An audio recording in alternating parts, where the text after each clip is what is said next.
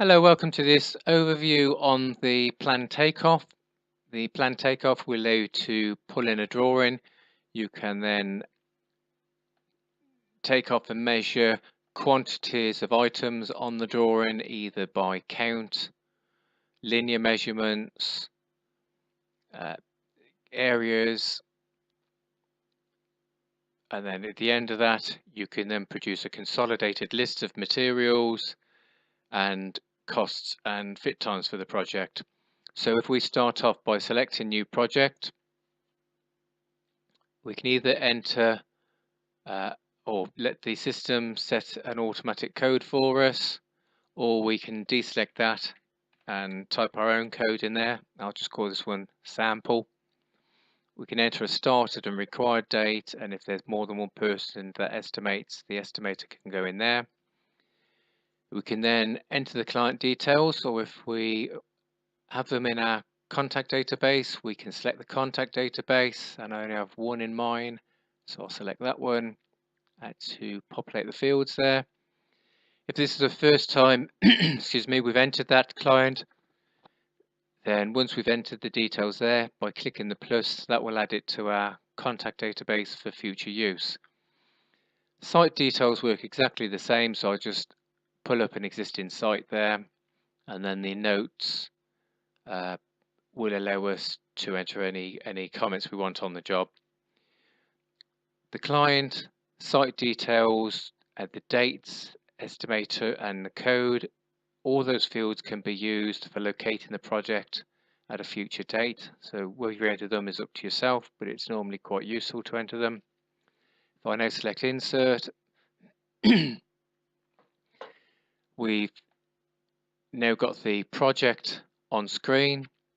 So the next thing we'll want to do is to import a plan, and if I select import PDF, and then I could just go and browse for a plan on my hard drive, pull it in, and then set up the quality that I want to extract the drawing to, or just leave it on the default. And then when the drawing gets imported, we can give it a name for the plan. If we don't give it a name and just click OK, it will use the file name as the name for the plan. So it's showing us which plan is selected at the moment. We can import more plans into the project if we want. Similarly, for each plan, we can set up a number of sections or overlays. So you could have a section for your electrical work, a section for your heating and ventilating, section for your building work, and so on. So I'll go back to the plan, and what I need to do now is tell it what the scale is and the size. So if we pop that in there, and if the system's happy with it, it won't complain. If it thinks you've got the wrong size or scale, then it will pop up a warning. Sometimes plans we get delivered aren't exactly as they seem. It is possible for someone to print out a drawing and then rescan it at a different size, and then when we get the drawing, what we think we've got is not exactly what we do have. So it's always wise to calibrate it anyway. So I'll just show you calibration. So it's asking us to select two horizontal points. So that one's saying it's 2.16 across there, so I'll use that. Let's just confirm I've put it in right, and then it'll ask us to do the same vertically on the drawing. Okay, so I've dropped that one on as well, so we're happy with that. Okay, so our drawing's all imported, calibrated, and we're ready to go. So I'll just scroll out so I can see a little more of the drawing. Okay, so I've got a room I can work on there, so that would do for the purpose of this. And I'll select the plan takeoff tab, which gives us our options to take measurements. Now what we can do if we wish is just to simply put a description in there, a cost and a time, and then start our takeoff. The other way we can do it is to select products from the database. We can also, if we don't have any products on the database, we can add them at this stage, or we can go out to the database and build them up before starting. A lot of advantages to using products off the database.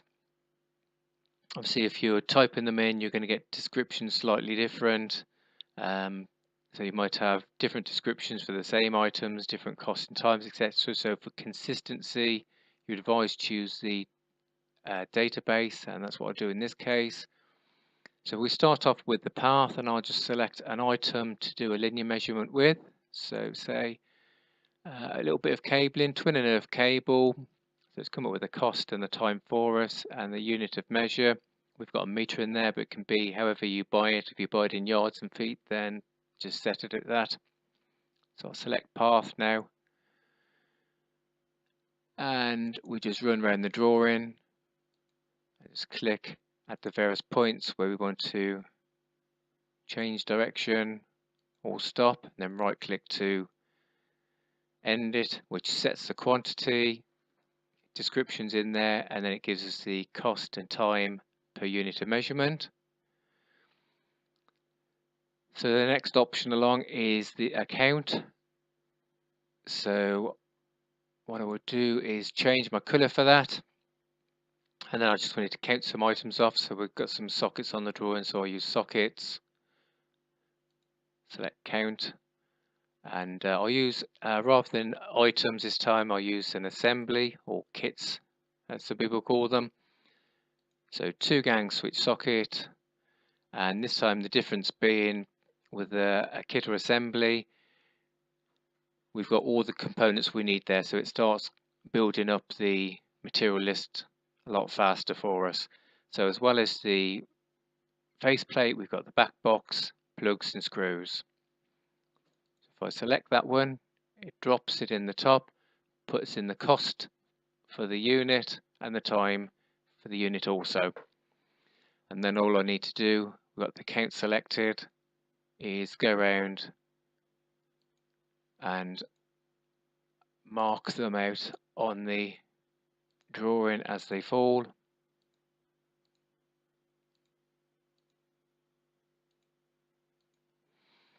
Okay, you can see them going on the job there.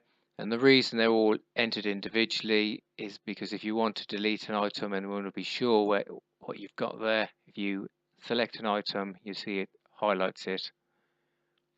So you can be sure you got the right item before you delete it.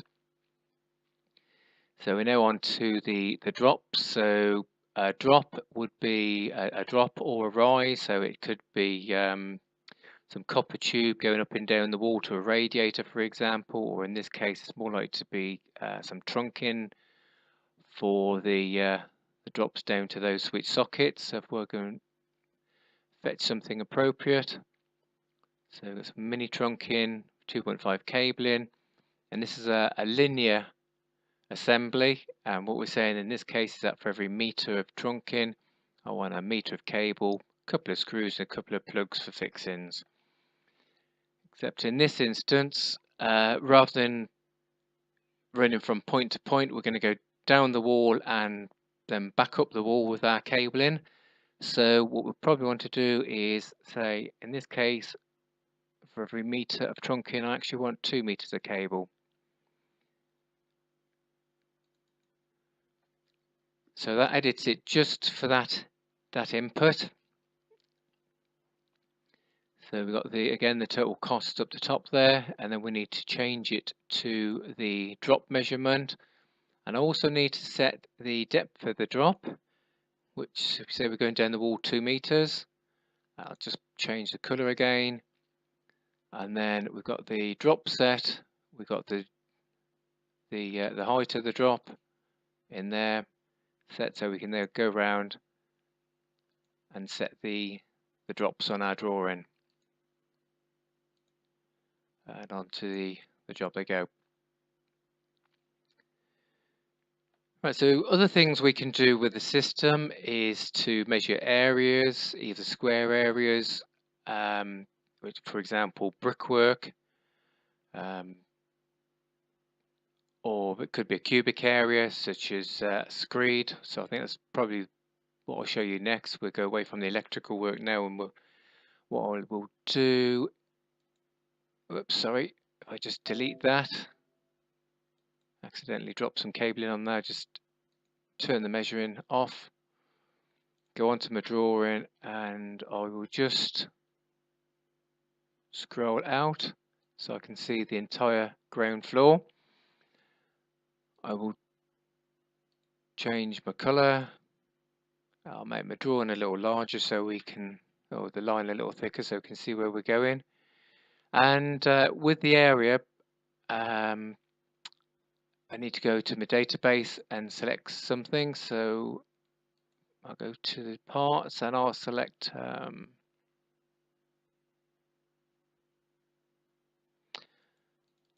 some screed. So you can see now I've got some screed as a description, cost, time, and it's been measured per cubic meter.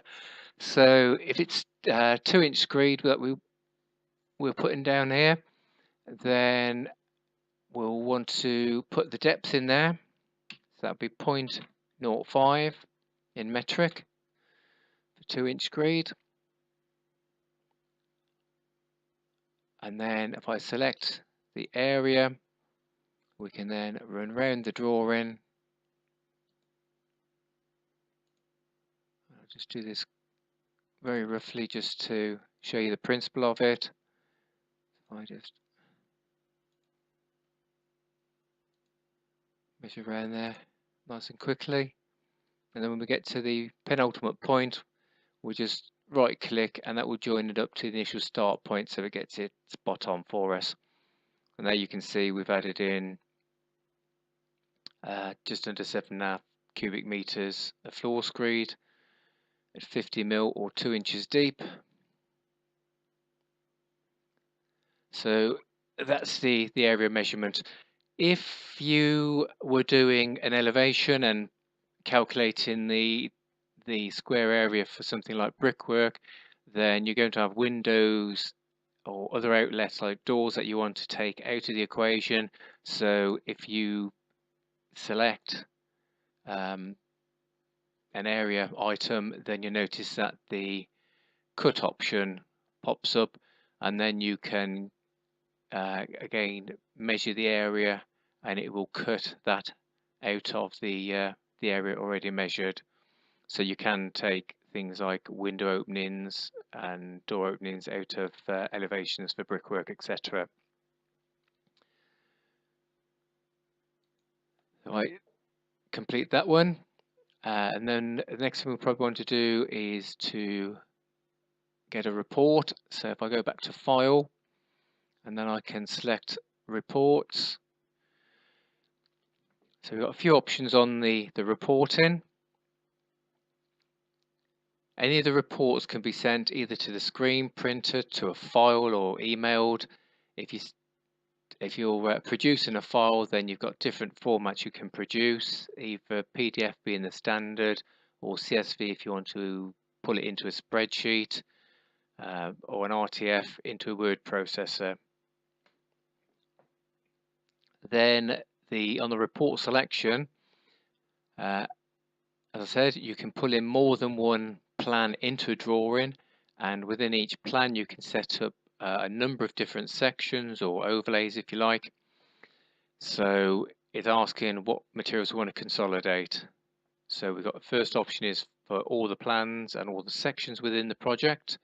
The next option will produce a list for the selected plan and all the sections of that plan. Or the third option will allow you to pull off the selected section for the selected plan.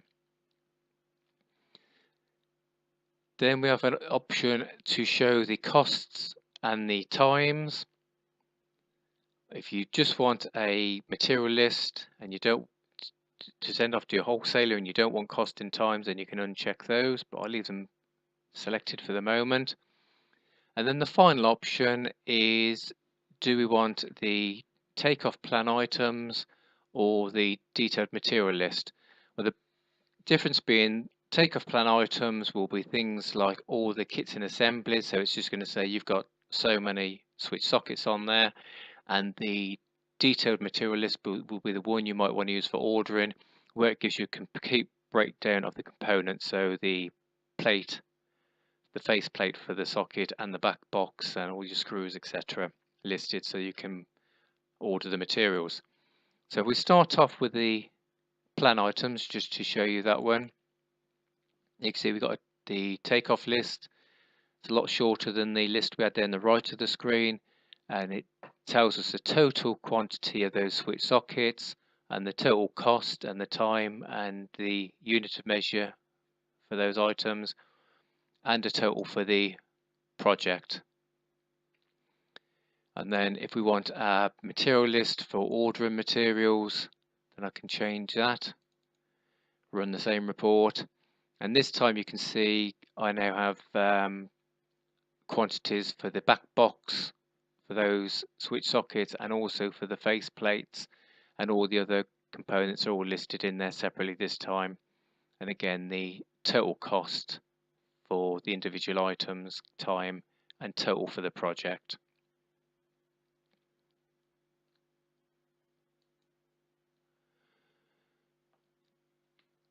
So that's just a quick overview of the planned takeoff. Thank you very much for your time.